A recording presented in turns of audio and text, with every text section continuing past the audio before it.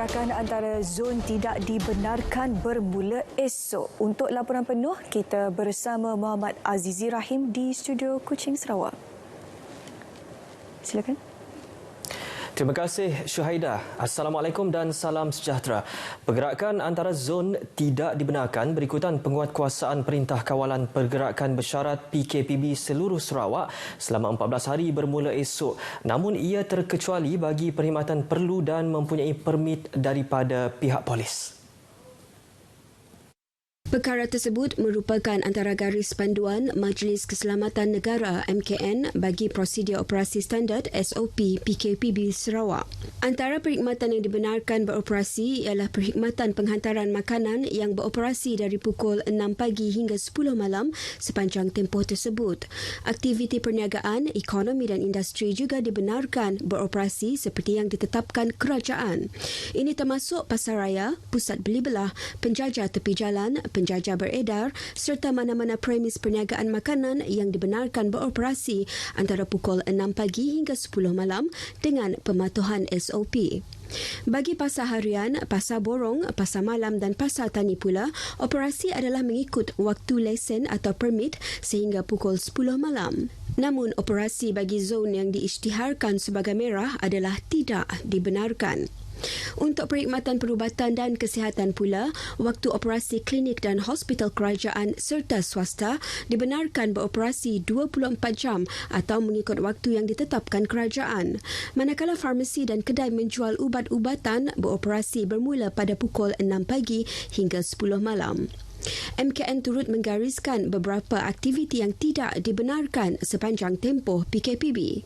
Ia merangkumi aktiviti hiburan, aktiviti sukan dan rekreasi, aktiviti pelancongan serta pengoperasian rumah urut, spa dan refleksologi. Dalam pada itu, pengusaha premis makanan di negeri ini akur dengan pelaksanaan PKPB bermula esok demi keselamatan bersama dan usaha mengekang penularan COVID-19.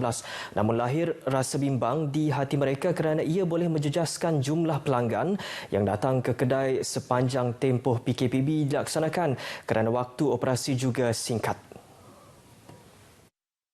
Kebimbangan ditambah apabila pelanggan yang dibenarkan makan di restoran dihadkan kepada 2 orang setiap meja. Hasil tinjauan di sekitar Kuching, rata-rata peniaga meluahkan nada serupa iaitu mengharapkan agar operasi perniagaan dilanjutkan kepada pukul 12 malam berbanding pukul 10 malam sepanjang PKPB dilaksanakan.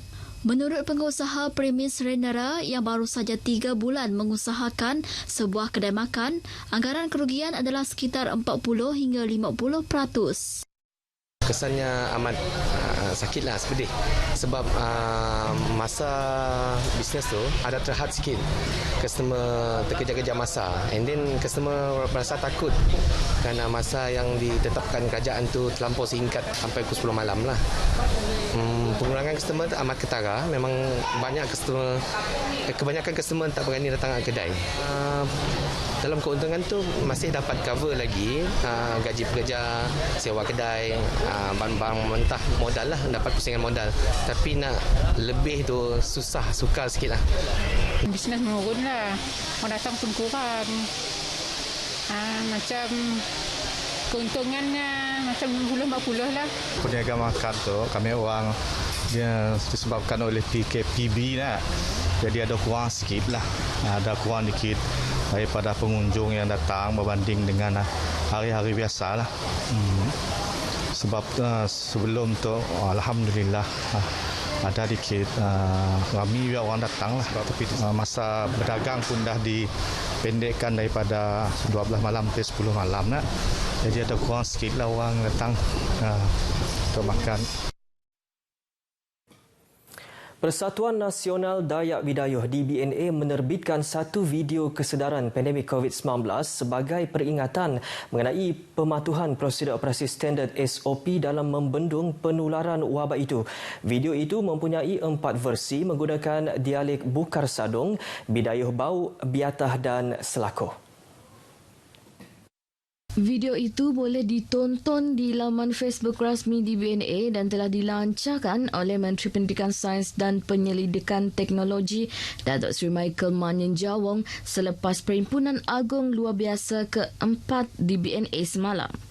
Mesyuarat sempena Perhimpunan Agong Luar Biasa ke-4 itu menyaksikan 50 perwakilan sebulat suara bersetuju membenarkan Majlis Tertinggi DBNA membelanjakan geran RM16 juta daripada kerajaan negeri bagi tujuan membina projek hostel DBNA yang akan dibina di sebelah Dewan Serbaguna di Ibu Pejabat DBNA di Jalan Kumpang Kuching. Geran tersebut diserahkan oleh Ketua Menteri Datuk Padinggi Abang Johari Tun Openg pada September tahun lepas. Kerja-kerja pembinaan bangunan 9 tingkat tersebut akan bermula pada bulan depan dan dijangka selesai pada tahun 2023. Di Bintulu, Polis Bantuan Sarawak Energy menahan 2 lelaki dipercayai mencuri kabel elektrik di salah sebuah substationnya malam tadi. Pengurus Bahagian Perhubungan Raya dan Komunikasi Korporatnya Muhammad Syukri Muhammad Ali Yaakob berkata pergerakan 2 suspek yang berumur 36 dan 41 tahun itu dikesan hasil pemantauan kamera litar tertutup CCTV di premis berkenaan. Menurut Muhammad Syukri, semasa ditahan, pihaknya menjumpai pelbagai perkakas bagi tujuan mencuri termasuk gergaji tangan dan rantai.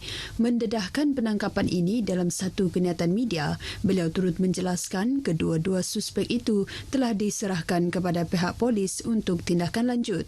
Dedah beliau, pencurian kabel elektrik amat bahaya kerana boleh mengakibatkan renjatan elektrik, kebakaran malah kematian. Jenayah tersebut juga boleh menyebabkan gangguan elektrik di kawasan sekitar. Gangguan bekalan air dan tekanan air rendah selama 4 hari bermula esok akan melibatkan beberapa kawasan di Seri Aman. Menurut kenyataan Jabatan Bekalan Air Luar Bandar JBAB, kawasan yang dipercayai adalah Pantuk, Lacau dan Sungai Tengang. JBAB memaklumkan gangguan tersebut berikutan kerja-kerja penyelenggaraan loji sistem penapis membran fasa 2 di loji rawatan air Pantuk yang dijangka bermula pukul 2 petang esok sehingga Khamis ini. Justru pihak JBAB meminta pengguna di kawasan terlibat supaya menyimpan bekalan air secukupnya untuk keperluan sepanjang tempoh gangguan tersebut.